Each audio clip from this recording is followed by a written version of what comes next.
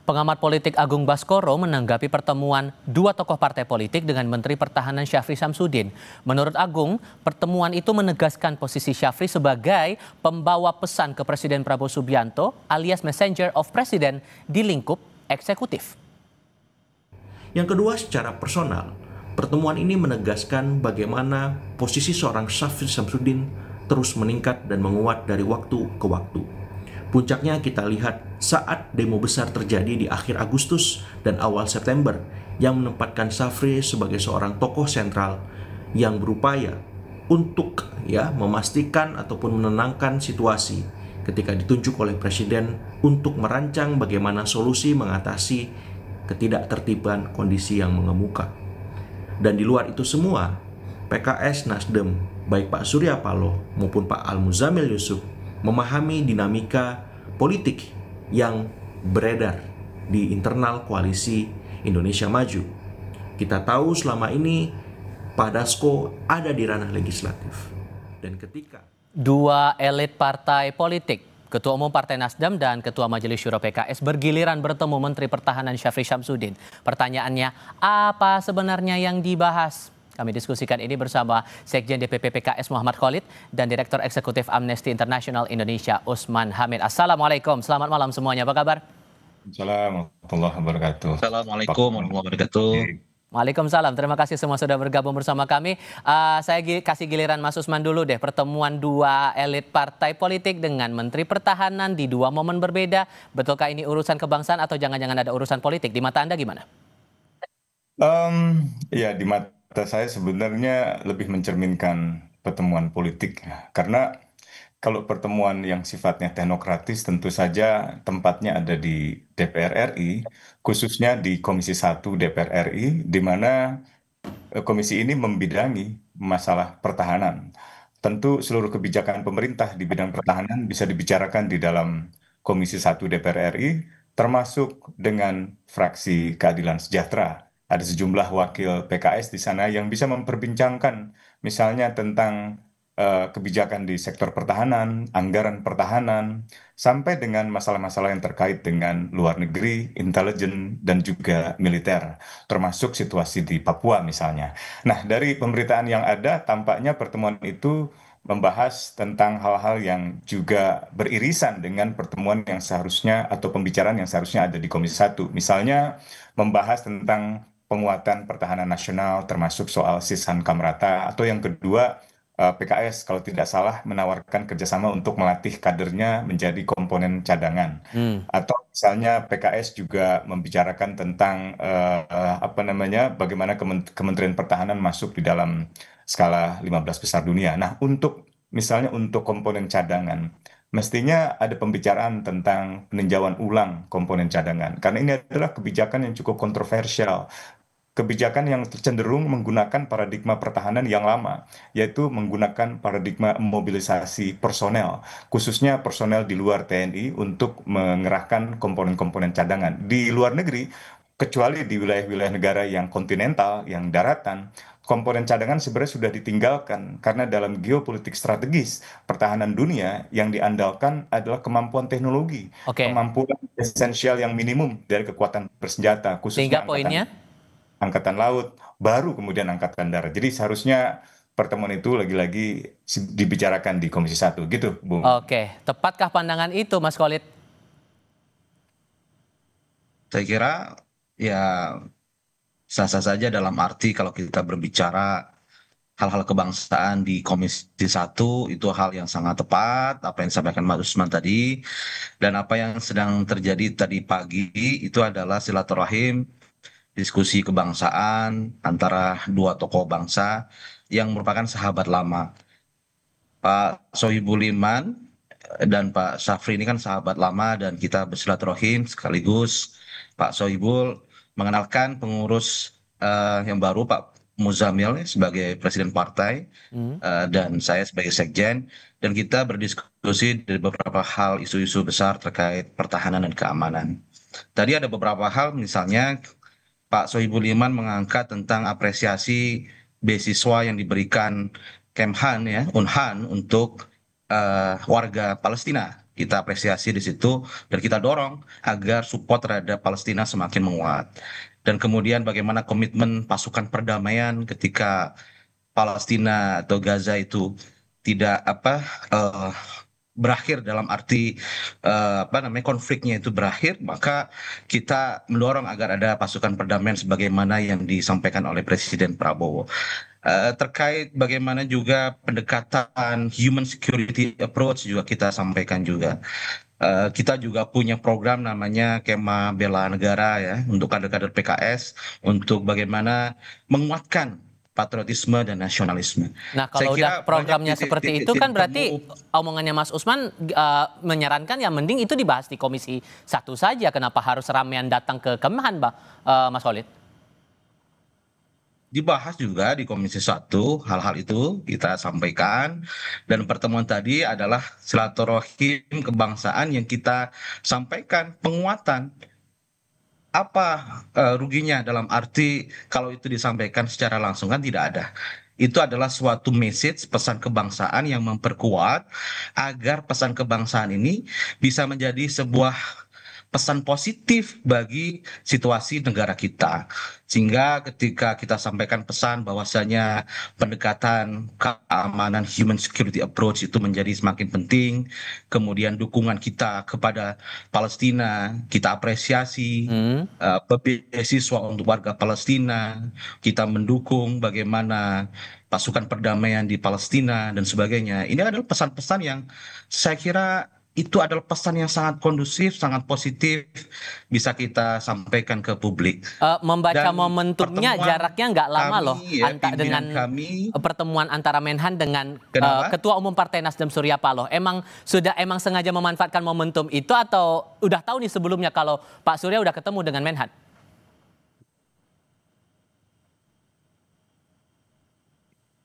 Mas Khalid? Pak Soebul Iman dengan Pak Syafri kan cukup sering juga ketemu. Hmm. Halo, Oke, ya. oke, silakan dilanjutkan. Pak Sohibul Iman dan Pak Syafri Samsudin diskusi dan bertemu sehingga tersambung. Iya, tersambung. Silakan lanjutkan lagi, Mas. Ya, oke. Saya kira pertemuan antara Pak Sohibul Iman dengan Pak Syafri kan sudah beberapa kali berlangsung, dan Oke. apa yang kita sampaikan pentingnya bagaimana stabilitas politik nasional ya, bagaimana program-program pertahanan nasional itu kita berikan message di situ, Oke. penekanannya di sana. Sambil kita Dan saya kira ini hal yang sangat bagus tentu ketika tokoh bangsa ya bertemu, pimpinan partai bertemu dengan Pak Menhan dalam situasi bagaimana penguatan pertahanan, penguatan Baik. stabilitas politik nasional itu, sehingga itu menjadi situasi di dalam negeri kita semakin kondusif. Oke, ada yang membaca juga begini, dengan Nasdem kemudian disusul PKS bertemu dengan Menteri Pertahanan dalam dua momen yang tidak berjauhan. Ini jangan-jangan sinyal bahwa bentar lagi bakal nambah lagi nih perwakilan partai di dalam pemerintahan Kabinet Merah Putih. Tepatkah pandangan itu? Jawabnya nanti, kita jeda sebentar, tetap di Kompas TV. Di segmen sebelumnya, Bung Usman meyakini bahwa pertemuan elit parpol dengan Menhan ini nuansanya nuansa politik. Apakah ini ada kaitannya dengan pandangan, oh ini kayaknya akan berhubungan langsung dengan ada rencana buat menambah porsi di Kabinet Merah Putih untuk dua partai ini, Bung Usman? Tampaknya sulit dihindari ya. Kenapa? Karena pertemuan itu berlangsung menjelang kabar reshuffle kabinet. Pertemuan Ketua Umum Partai Nasdem ini sebenarnya merupakan atau bisa dibilang pertemuan kali pertama dari seorang ketua umum yang ada di luar koalisi Indonesia Maju gitu. Sehingga sulit untuk dihindari kemungkinan-kemungkinan pembicaraan yang bersifat politik. Sama halnya dengan pembicaraan pada menjelang pengumuman kabinet tahun lalu ketika Partai Kebangkitan Bangsa atau PKB, ketua umumnya juga bertemu dengan Menteri Pertahanan ketika itu Pak Prabowo Subianto. Dan saat itu pertemuan berlangsung menjelang pengumuman kabinet. Jadi saya kira sebenarnya sih wajar partai politik itu membicarakan soal partai dan kepentingan politiknya yang sifatnya partisan, namanya juga party atau partisan gitu ya. Sehingga memang membicarakan hal-hal yang Bung Usman? Bung Usman.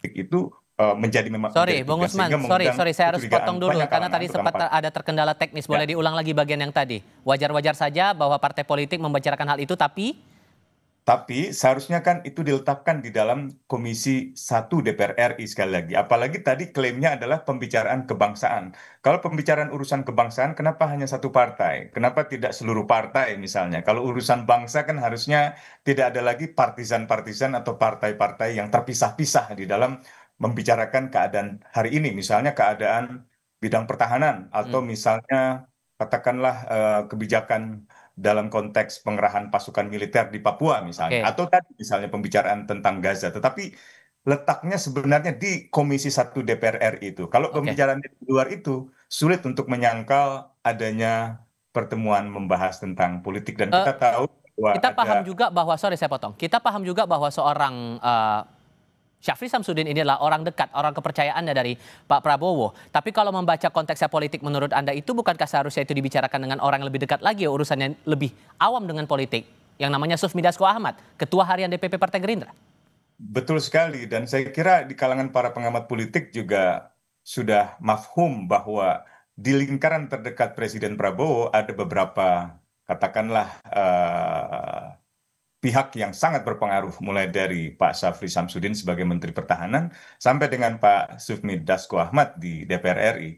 Nah, pertemuan ini bisa saja mencerminkan atau mengkonfirmasi kabar, katakanlah, dinamika antara kedua pihak tersebut, Pak Syafri dan Pak Dasko, di dalam mempengaruhi proses pengambilan keputusan di tingkat presiden, khususnya tentu saja menyangkut kebijakan dan juga menyangkut posisi kabinet gitu ya. Jadi saya kira itu sangat sangat sulit untuk disangkal berhubungan dengan dinamika politik yang ada. Apalagi lagi-lagi ini menjelang 1 tahun pemerintahan Prabowo yang bisa saja diikuti lagi dengan reshuffle seperti sebelumnya. Tapi kami tentu berharap bahwa pertemuan-pertemuan semacam ini disalurkan melalui fungsi-fungsi legislatif di DPR, melalui fungsi-fungsi politik kontrol di DPR, termasuk di dalam mengawasi alat-alat pertahanan negara seperti TNI, baik itu TNI AL, TNI Angkatan Darat, TNI Nah, Angkatan Udara gitu.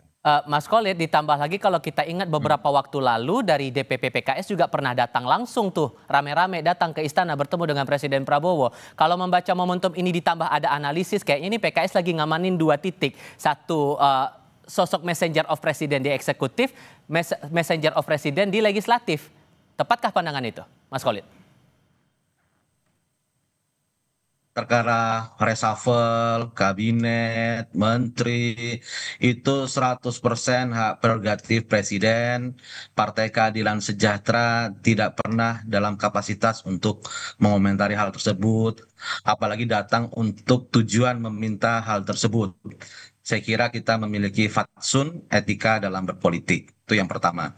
Yang kedua, apa yang kita sampaikan seperti Bung Usman sampaikan, fungsi legislasi, fungsi pengawasan, fungsi anggaran, fungsi kontrol yang kita lakukan di lembaga legislatif, kita jalankan. Dan kita bersuara sangat intens ya terhadap isu-isu kemanusiaan, isu-isu pertahanan, bagaimana pendekatan pertahanan dengan human security approach kita sampaikan dan sebagainya. Jadi itu kita jalankan, dan apa yang kita hadiri saat ini yang dipimpin oleh Pak Sohibul Iman bertemu dengan sahabatnya Pak Menhan, ini adalah silaturahim kebangsaan yang sangat positif, memberikan message yang sangat positif, penguatan, pengokohan, bagaimana kebijakan pertahanan ya saling menguatkan satu dengan yang lain. Jadi Konteks saya kira positifnya apakah juga membuka peluang menambah tidak perwakilan di kabinet nggak nih, Mas Khalid? menjadi politik dalam tanda kutip transaksional, tidak gitu. Kita memiliki fatsun politik dan kita menyerahkan 100% dalam hal reshuffle, kabinet dan sebagainya. Itu adalah area domain dari Presiden Republik Indonesia. Hubungan kami dengan seluruh tokoh bangsa baik, dengan Pak Dasko sangat baik. Kemarin beliau hadis di Munas kami, dengan Presiden Prabowo juga sangat baik. Komunikasi kita juga sangat baik. Jadi ini adalah ikhtiar kami untuk merekatkan silaturahim kebangsaan, memadukan, membangun titik temu, apalagi dalam konteks situasi nasional kita ingin ada kondusivitas, ya, kondisi politik yang stabil, yang kondusif, dan bagaimana pertahanan kita juga menghadirkan pertahanan yang menguatkan demokrasi kita juga, ya, merawat demokrasi kita dalam relnya agar tidak terjadi hal yang kita tidak inginkan. Setelah ketemu dengan Pak Syafri, kira-kira bakal ketemu dengan siapa lagi nih PKS? Kita memang berencana akan keliling dengan tokoh-tokoh bangsa yang lain. Sebelumnya, ya tentu tidak selalu diluput oleh media. Pak Soebul Iman dan Pak Muzamil bertemu dengan Pak SBY juga sudah. Nanti kita akan keliling dengan pimpinan-pimpinan partai-partai lain, ya, sahabat-sahabat kita. Ya, karena memang pengurus PKS kan baru nih, baru, ya, ketua majelis syuronya baru, presidennya baru, sekjennya baru. Ini adalah langkah-langkah yang sangat positif kita membangun silaturahim kebangsaan. Pesan-pesan kebangsaan ini itulah yang ingin kita dorong bersama. Oke. Politik elektoral, ya, itu nomor 2 setelah kita bangun politik kebangsaan. Jadi jangan direduksi setiap pertemuan itu menjadi sesuatu yang sangat transaksional. Mas Usman. Sehingga kami ingin menjaga fatsun dan etika politik kita. Mas Usman, politik elektoral itu nomor 2 kata Mas Khalid. Singkat saja. Ya, tentu saja. Biasanya kan partai kalau bilang belok kiri, kenyataannya belok kanan, begitu ya. Dan dalam konteks ini saya mungkin mau coba berpikir positif saja. Katakanlah Partai Keadilan Sejahtera ingin menawarkan kerjasama untuk melatih kadernya dalam bidang komponen cadangan. Itu kan ada di dalam pemberitaan. Nah, pertanyaannya kan mengapa hanya kader PKS yang ditawarkan sebagai komponen cadangan? Kenapa tidak kriteria-kriteria yang sifatnya melampaui kepentingan-kepentingan partai? Nah, ini sudah memunculkan pertanyaan apakah benar yang dibicarakan itu adalah misalnya urusan kebangsaan. Yang kedua, kalau bicara Kementerian Pertahanan itu kan hanya satu sektor saja. Kenapa tidak kementerian-kementerian yang memiliki sektor yang banyak, misalnya Kementerian Koordinator Politik, Hukum dan Keamanan, gitu. Misalnya itu. Atau katakanlah mau bicara dengan tokoh bangsa. Pak Syafri selama ini saya kira jarang dibicarakan sebagai tokoh bangsa, sebagai menteri iya, sebagai mantan Pangdam iya, sebagai tokoh militer iya. Kenapa tidak tokoh-tokoh bangsa lain, misalnya Ibu Sinta Nuriyah atau yang lainnya? Sudah kami tangkap poinnya di situ. Ini kita harus tutup diskusi kita. Semoga kita bisa bertemu lagi di lain kesempatan. Mas Khalid, Mas Usman, terima kasih banyak sudah berdiskusi bersama kami malam ini. Saya selalu semuanya, selamat malam.